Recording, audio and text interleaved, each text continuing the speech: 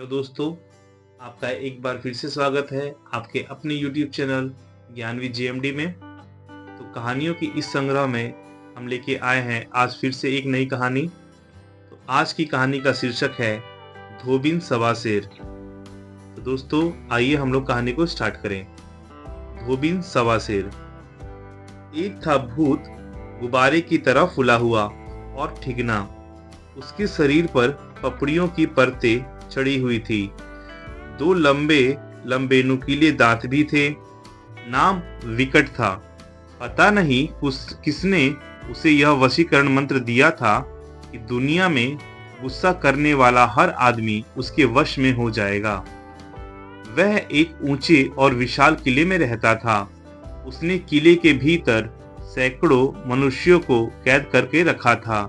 वे मनुष्य क्रोधी थे, इसलिए विकट के वश में हो गए थे। वह उनसे रात दिन काम करवाता, बदले में एक एक रोटी और एक एक कटोरा पानी देता।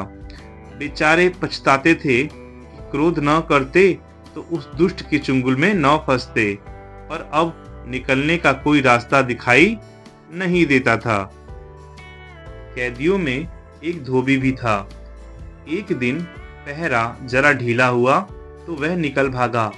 विकट ने चारों ओर उसकी खोज की, पर कोई सुराग नहीं मिला।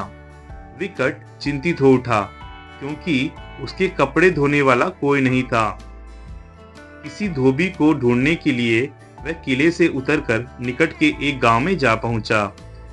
वहां विकट को एक धोबिन का घर दिखाई दिया। घर के सामने हरी दूब पर दूध से धुले वस्त्र फैले हुए थे। बस विकट ने निश्चय किया कि उस धोबिन को पकड़कर वह अपने किले में ले जाएगा, पर ऐसा करने के लिए धोबिन को वश में करना जरूरी था, और धोबिन तभी वश में होती जब उसे क्रोध आता। इसलिए वह अदृश्य होकर सूखते कपड़ों को कीचड़ सने पैरों से रौंदने लगा। उसने सोचा कि कपड़ों की हालत देखकर धोबिन को गुस्सा आएगा और वह मेरे वश में हो जाएगी। पर धोबिन कभी भूल कर भी क्रोध न करती थी, इसलिए सारे कपड़े गंदे हुए देखकर भी उसे क्रोध न आया।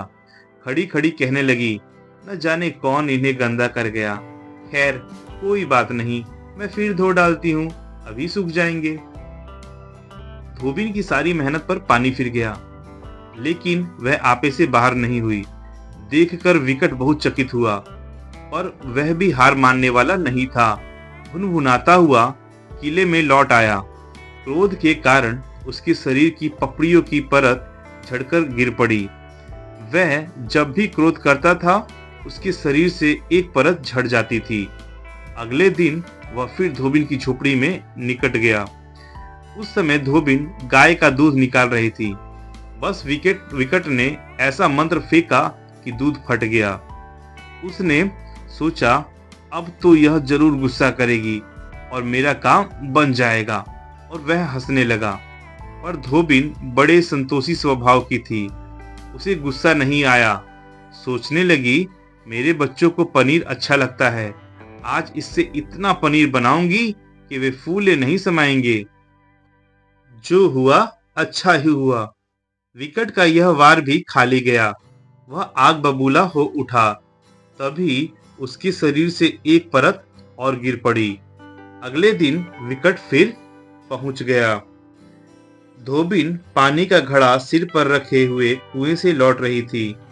उसने चुपचाप जाकर घड़े में कोए की बीट डाल दी कि पानी को गंदा देखकर तो इसे गुस्सा आएगा ही। पर ऐसा हुआ नहीं। जब धोबिन ने पानी में गंदगी देखी तो कुएं पर जाकर दोबारा पानी भर लाई। इस बार भी विकट असफल रहा। उसे इतना गुस्सा आया कि शरीर की एक परत और झड़कर गिर पड़ी। बड़बड़ाने लगा, यह धोबिन किस मिट्टी की बनी है, इसे गुस्सा आता ही नहीं। कल ऐसा उपाय करूंगा कि यह जल भुन कर राख हो जाएगी। वह सोचता रहा। एकाएक उसे एक उपाय सूझा। वह उठ खड़ा हुआ। जल्दी जल्दी किले से निकलकर आधी रात को गांव में पहुंचा। चुपचाप धोबिन की झोपड़ी में आग लगा दी। स्वयं एक ओर खड़ा होकर तमाशा देखने लगा। आग लगते ही सारे गांव में शोर मच गया। बेचारी धोबिन बड़ी कठिनाइयों से अपने बच्चों को बचा पाई। बाहर खड़ी अपनी जलती हुई झोपड़ी को देखती रही। विकट भी अदृश्य रूप में पास खड़ा था। सोच रहा था अभी यह आपे से बाहर होकर सबको खरी खोटी सुनाने लगेगी। पर अचरज, धोबी चुपचाप खड़ी देखती रही। गांव वाले उससे पूछ रहे थे किसने आग लगाई।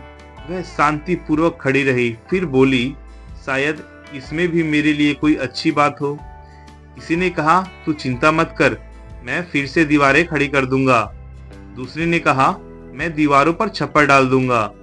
यह सब सुनकर विकट हैरान था। अपना कोई उपाय न चलता देख विकट को जोर का क्रोध आया। उसके शरीर की बची खुची परतें भी झड़ गई। वे उसके लिए रक्षा कवच का काम करती थी। क्रोध के मारे विकट को ध्यान ही नहीं रहा कि वह धधकती आग के कितने निकट खड़ा है। पपड़ियां झड़ जाने से उसका शरीर नंगा हो गया था। बस ताप लगते ही देह ऐसे पिघलने लगा जैसे कोई जलती हुई मोमबत्ती हो। एक धमाका हुआ, विकट वहीं ढेर होकर गिर पड़ा। फिर हवा का तेज झोंका आया, आग फैल गई, वह आग में जल गया। तो दोस्तों, यह थी आज की कहानी। तो ये कहानी आपको कैसी लगी हमें कमेंट बॉक्स में कमेंट करके जरूर बताइएगा, और इस वीडियो को अधिक से अधिक अपने दोस्तों के पास शेयर जरूर कीजिएगा। और अभी तक आप लोगों ने हमारे चैनल को सब्सक्राइब नहीं किया है तो चैनल को सब्सक्राइब जरूर कीजिएगा। तब तक के लिए धन्यवाद।